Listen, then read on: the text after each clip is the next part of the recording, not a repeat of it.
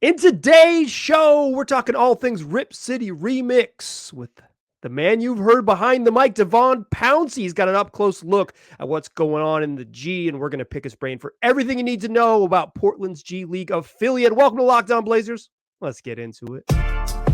You are Locked On Trailblazers, your daily Portland Trailblazers podcast. Part of the Locked On Podcast Network, your team every day. What's up, world? It's your past first point guard and Trailblazers reporter, Mike Richmond. You are listening to another episode of Locked On Blazers, part of the Locked On Podcast Network, available wherever you get podcasts and also on YouTube. Thanks for making the show your first listen. Coming at you every single weekday, Monday through Friday. So make it a part of your daily routine. Make it your first listen. Tell your friends to do the same. It's Locked On Blazers, your team every day. In today's episode, we got a very special one.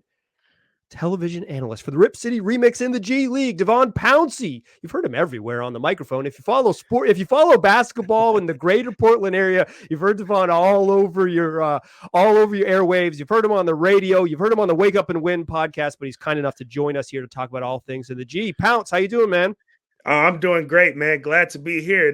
I'm glad to be able to return the favor. You know, I had you on my podcast a while back on Wake Up and Win, and because I've always been a fan of your work and of this show, and so to be able to, be a part of what I'm doing now with the Rip City Remix and come join you on your platform, man. That's how this thing works. I'm glad to be here. Yeah, exactly. I very earnestly need your expertise, okay? Because I'm a basketball junkie, right? Like I love this stuff. Sure. But I haven't seen the Remix in person yet. I've seen him on TV. You've been there, right? You've been down on the floor. You've got an up close and personal look. So I wanna get into like mostly the roster guys, because I think people are curious about how Rayan Rupert looks and how Mo Brown looks, and and even Justin Minaya and Ibou Badji and the two-way guys. But first, like the Remix is so stinking new.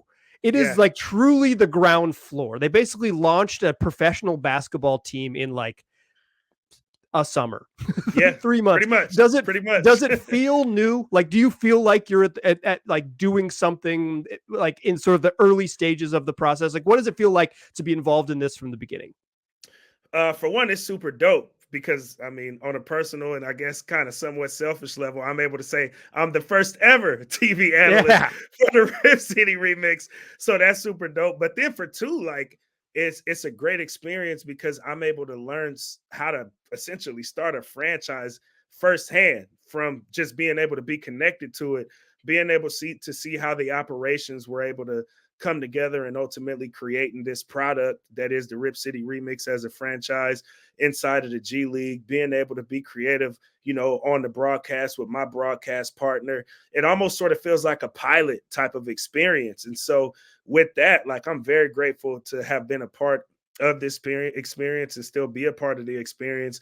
But also, like, I give a lot of credit to, the folks that are working within the organization, from the team president to the GM to, again, everybody working in operations, down to the players and the coaching staff that have all been a part of being able to bring something historic here to the city and just pull it together in a very short amount of time to make this happen.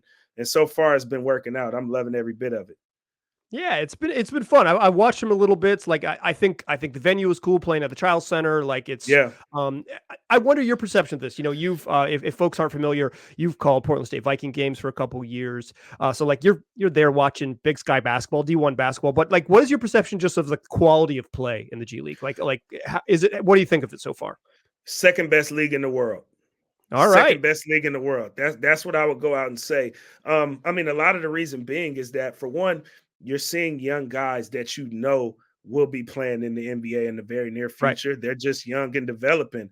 I've gotten to call games for a handful of guys that have been first-round draft picks in just the past couple of years. Obviously, in the Blazers case, you got Chris Murray, who's able to be a part of this team. Rayan Rupert is a second-round draft pick, but somebody recently drafted. To be drafted in the NBA is a big deal. It's not like it's a whole bunch of rounds like we see in a lot of other sports. Right. Kobe Brown of the Clippers, who, like, I can see and look and watch and be like, oh, yeah, he's an NBA player, but he's just so young and he's in his first year, but another first-round draft pick. And then you also get guys like Dwayne Dedman, who's been playing in the NBA for 10 years. You know what I'm saying? Like, and Yeah. you're calling his games, and he's an NBA veteran. The remix, and I know we'll get to him in a little bit, obviously bringing Mo Harkless back.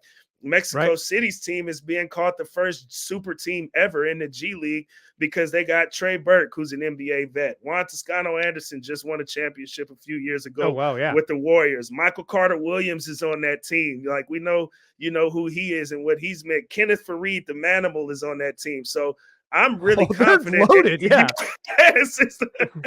it's like wild to think about a lot of that stuff, but I ultimately think like this is the closest thing to the NBA that you're going to get in terms of any basketball league in the world. Obviously, you know, there's a connectivity piece to it, being that it's like the minor leagues for the NBA, but it's not like a lot of other sports where you have different tiers of minor leagues. It's not single A, double A, triple A. It's like triple A, two-way NBA. It's essentially how this thing works. So it's a really competitive league, and they play at an NBA level pace. They score at an NBA level scoring pace. You know what I'm saying? Like, it's the closest thing that I think you're going to get from a product wise on the floor to that of the NBA.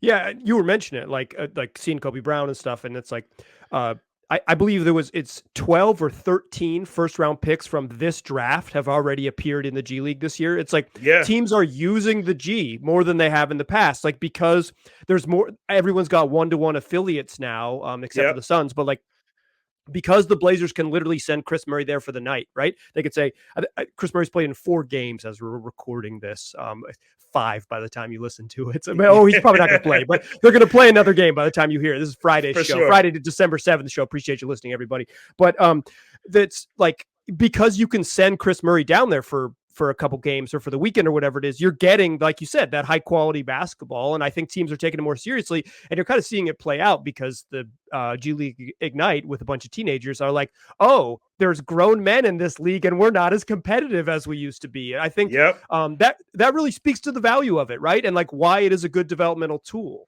And I want to ask you about that, because I think the key for the Blazers is that they chose to do this because they really believed in the value of its developmental, like what they could get out of it developmentally.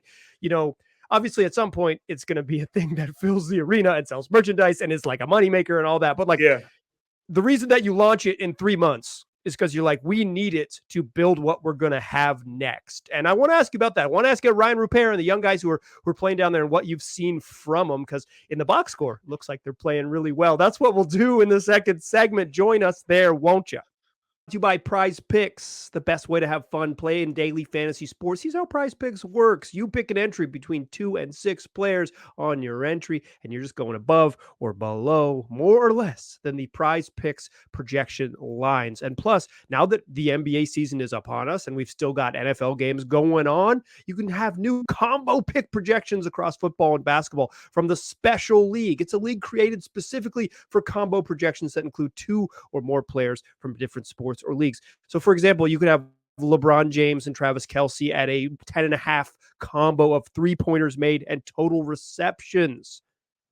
Sounds like a lot of fun. Plus, you can just play your everyday sport. So pick things like receptions and yards and touchdowns in football, or if you want to just play in the NBA, points, rebounds, assists, and it's just you versus the projection line set by Prize Picks. It's daily fantasy made super, super simple. When I play, I can use the app and make an entry in probably about a minute and a half, 90 seconds. It's super fun, super easy to use. So if you want to get involved, go to prizepicks.com/LockedOnNBA and use LockedOnNBA for a first deposit match up to $100. They want to give you some money. So when you go to prizepicks.com/LockedOnNBA and use the code LockedOnNBA, they'll match you dollar for dollar up to $100. It's Prize Picks, daily fantasy made easy. All right, still chatting here with Devon Bouncy, the Rip City Remix television analyst, the first ever in the history of the remix to do it. That's right, number 1. Okay, I want to ask you about some of the Blazers players that are playing on the remix, specifically Rayan Rupert, because we just haven't seen him, right? Like we saw him a little bit in Summer League, and it's like, yeah, he's not quite ready yet. And then he's played in some, at the end of games or whatever, but like he hasn't gotten that real run. And then he gets down to the G, and he's been pretty good. What have you seen from him, particularly lately? I think he's just starting to get a feel for how the game is played Sure. in this league on this side of the world, essentially. The tools are there. When I say that, from the athleticism, he's long, he's kind of cagey, but he's really good at getting downhill, has a great feel for the game. From the moves that he makes, whether just being able to feel the body of the defender and being able to make moves to get himself in the best position to score. Because he's so long, he finishes well around the basket. He has really good touch. And now he's starting to even find himself from beyond the arc, and he's starting to shoot the three ball a little bit better as the season is starting to progress as well. He's a guy that has all the tools of an NBA player, and it makes 100% sense why it was that he was drafted by the Portland Trail Blazers. I think it's just more so of an acclimation. It's been more so of an acclimation element for him to the American game, essentially. Obviously, the NBA being, the cream of the crop when it comes to that. And now that he's starting to settle into sort of the pace of the NBA level game and the NBA style game, if you will, even though this is the G League, you can just see that the tools are there. It's just about putting them together and being able to find his flow in this league. But he'll be around for quite some time, in my opinion. Yeah, I mean, he's just turned 19, I believe. Like, he's so Very young. young. He's Yep. so young. Through the first 10 games with the remix, Rayan Rupert shooting 17 of 40 from three, like north of 40%. And that was kind of the big knock on him, right? Was that he just was unpolished on offense.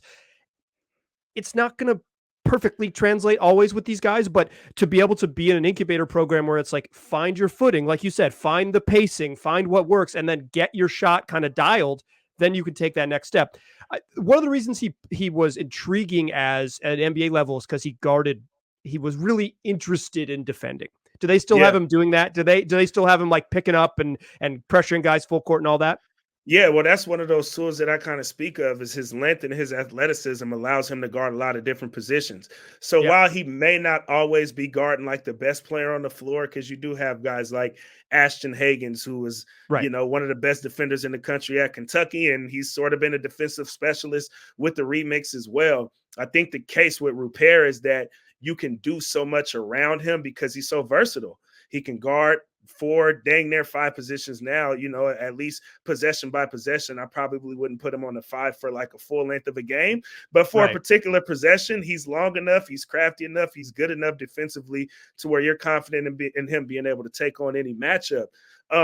But that's what I think has been the key for him, is more so the fact that he can do so much for this team in whatever role that he needs to play. He can play it at a high level, whether it be inside or outside, defensively guarding, being a long defender on a smaller guard, or being a long defender on maybe a slower footed big and being able to stay with him step for step. So that's what I think has been impressive about him, is that he can guard a lot of positions on that side of the ball at a high level. Is he getting more on-ball reps? Like, are they giving him? Is he getting? Because I think coming out, it was like, maybe he's a giant point guard. He's more, to me, like a little bit I've seen him, he seems more like an off-ball wing type. But is he getting more on-ball reps with the remix, or how are they using him on offense? Yeah. I think, as you said, he's been more of like a wing. He hasn't particularly been playing like point guard for them, but he's really good at getting downhill. He can put the ball on the deck. They allow him the freedom to put the ball on the deck and make plays, essentially. And as you mentioned, he's a good three-point shooter as well. So he's good on the catch and shoot. He's a really good catch and shoot option. He's become a really, be able to bring the defense in, kick it out to Rupert. He knocks down clean looks, which is vital. You know what I'm saying? And being able to have success at the next level is knock down the looks that you're supposed to be knocking down. And he's doing just that. So he's allowed to make plays for this remix team in a way that, again, with his length, he's a good finisher and he's got a good feel around the basket, but he also can knock it down from deep. So I would say he's been a wing that has been able to get his shots up for sure. Okay, we got to talk about the newest addition to the remix. Yeah. Mo back. The Blazers signed Maurice Harkless. He was an NBA free agent. Mo kind of had I think he got a kind of rough end to what it was last NBA stint was. He, played in the 21-22 season, and then he was traded 3 times during the 2022 offseason. It's just like, I don't have a home. I'm getting bounced around like a contract. Like what I am right now is like a number on the ledger sheet. So he didn't play because he ended up getting waived out of the league for a little bit, but now back after basically a year away from NBA basketball. What have you seen from my man Maurice? I mean, well, for one, I just think his leadership and being a veteran and who he is, I think is who he is as a player. A guy who also can defend it as well, knock down shots, a really good athlete. But he brings sort of that veteran savvy to the remix that a lot of other teams actually have in the G League that the remix may not have had as much of, in terms to the amount of time that he's been able to spend in the league and now being back down, playing in the G League as well. So I think for the remix players in particular, to be able to have a vet such as Mo Harkless is just as important for them to be able to learn from as it is young players that are in the NBA and need to learn from their vets as well. And so the fact that he's been here, he's been around, he already knew Coach Jim Moran, from priors as well. And the fact that he's able to kind of bring sort of that veteran presence to the locker room now for this remix team, I think is going to make a world of difference for them. I'm excited to see how he gets received here at the first home game, because he's only played in a couple of games, both on the road. And obviously everybody in Rip City is familiar with who he is. So I'm excited for, being able to call some games this weekend versus Stockton Kings over at the Child Center at University of Portland, and being able to see how he gets received by the locals here, because he's who we're more familiar with than any of these guys. You know what I'm saying? And so I think having that veteran presence is huge for the remix to be able to have, and they now have that with him. And again, I think it'll pay off for them in whatever they end up doing in their careers, whether it's being in the G League for a while longer, moving up and playing in the NBA, or, playing professionally elsewhere. Just having a veteran like him who's had so much experience at the NBA level is going to help everybody out on this team. Mo Harkless played 10 years in the NBA. Yeah. He's a 10-year NBA vet. Exactly. Like he's young. He's 30, which is wild that Mo Harkless is only 30 years old. He feels much older than that, but he came into the league as a teenager out of St. John's. Like he was 19 at draft night, played 10 years in the league. 10 years as a role player at a bunch of different stops. You couldn't ask, in my opinion, for a better, if you're picking someone's brain, it's like, how do you stay in the league? Well, you're going to end up with a bunch of different jobs, and you better do them, because if you don't, you get a short window of opportunities, and you got to be as good as you can be at what you do. And I think Harkless would be really helpful for that. And hopefully it's helpful for him too, right? Like hopefully he comes in and is like, he gets to play in the showcase and stuff in the winter, and they're like, oh yeah, this dude could hoop, like he could play in the NBA, and still, because again, 10 years in the league, but 30, he's not old yet. To my younger listeners, 30 is young. 30 is young. That's right. I'm 30 on the nose right now. I'm young. There you go. That's a young, looking at a young man here. Yes, sir. I know. That's a young man. Let's talk about some other guys to close the show. I want to talk about Mo Brown. I want to talk about Ibou Badji and Justin Minaya. Let's talk about some other of the Blazers sort of two-way guys and contract guys to close the show. Join us in that third segment, won't you? Today's show is also brought to you by Jase Medical. Jase Medical wants you to be prepared.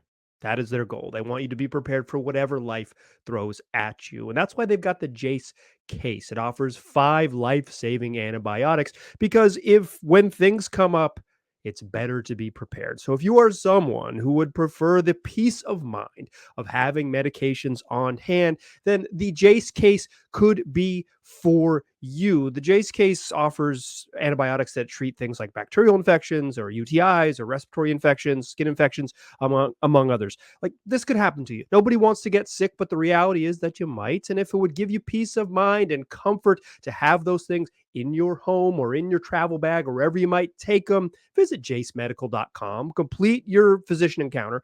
It'll be reviewed by a board-certified physician. Your medications will be dispensed by a licensed pharmacy at a fraction of the regular cost. it's never been more important to be prepared than it is today. So go to JaceMedical.com and use the offer code LOCKEDON to get $20 off your order. That's Jase Medical, JASE Medical.com, and the offer code is locked on to get $20 off your order.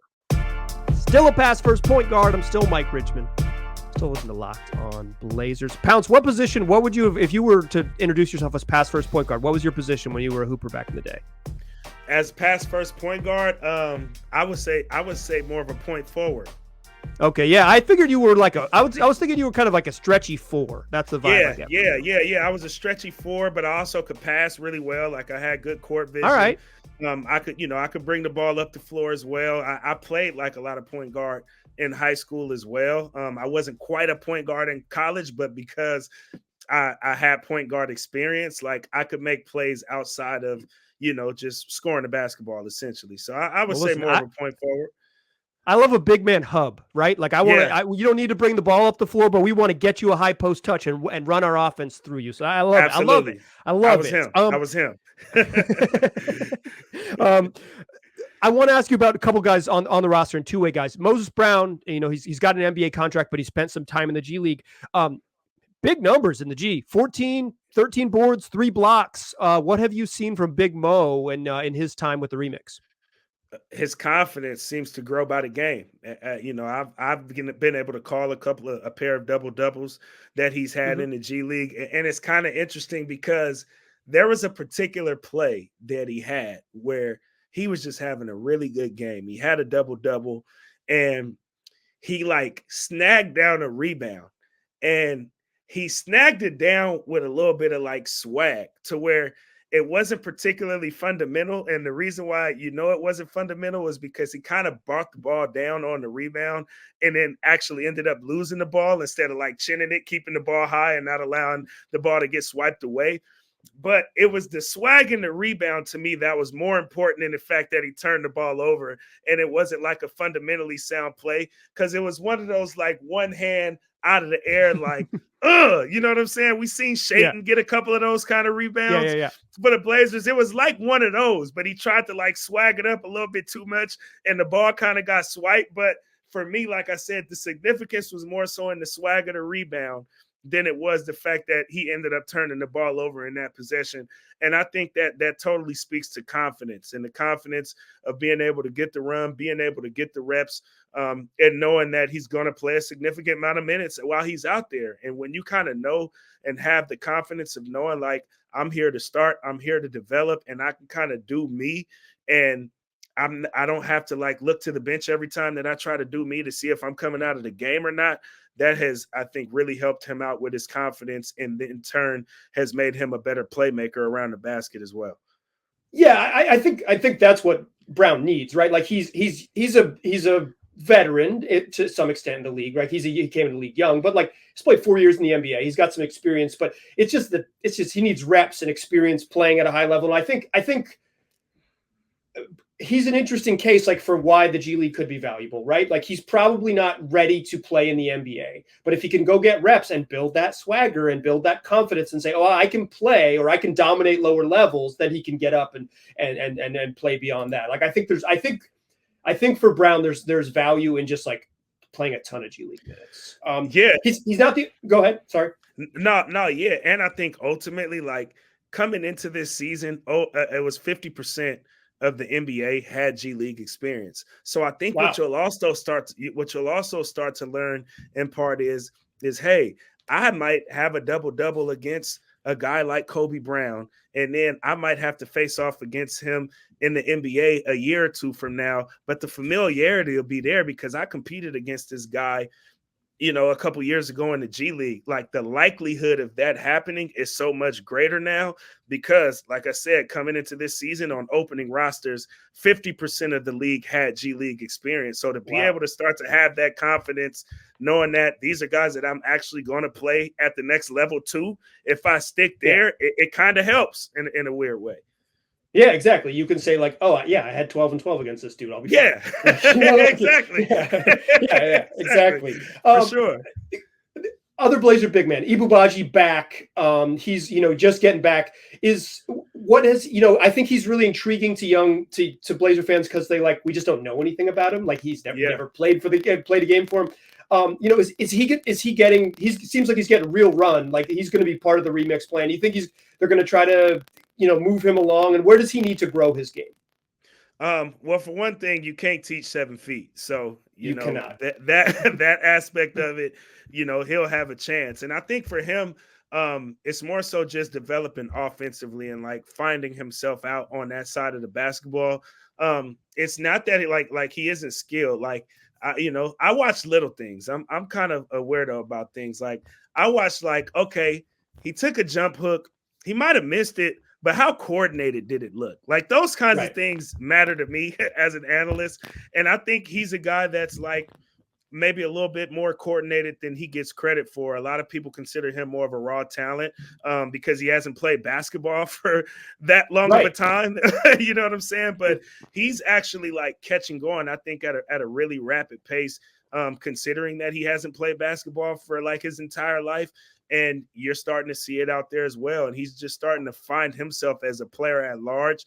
And he's doing it at a rapid pace to where I could certainly see him being able to get more chances at the next level. You hope with the Blazers here as the Blazers are developing him with the remix or elsewhere, because the coordination is there. I think it's just more so the reps and continuing to figure out who he is as a player at this level and in this league. And that'll make all the difference for him to be able to continue to thrive and ultimately stick in the NBA.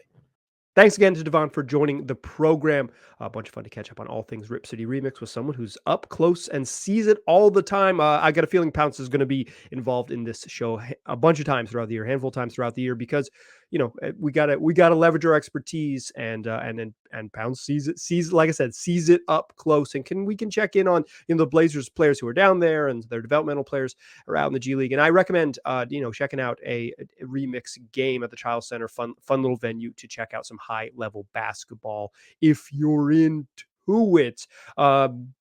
Guess what? We're going to keep on. This show keeps on rolling.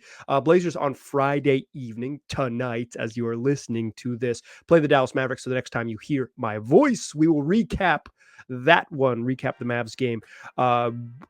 Typically just so you know, Monday shows usually come out Sunday afternoon. So check your audio feeds, check the YouTube feed, and I will throw that show up there. We'll talk all things Mavericks, and then we'll do 4 more the rest of the week, because that's what we do 5 days a week, wherever you get podcasts, and also on YouTube. I appreciate you listening. I'll talk to you soon.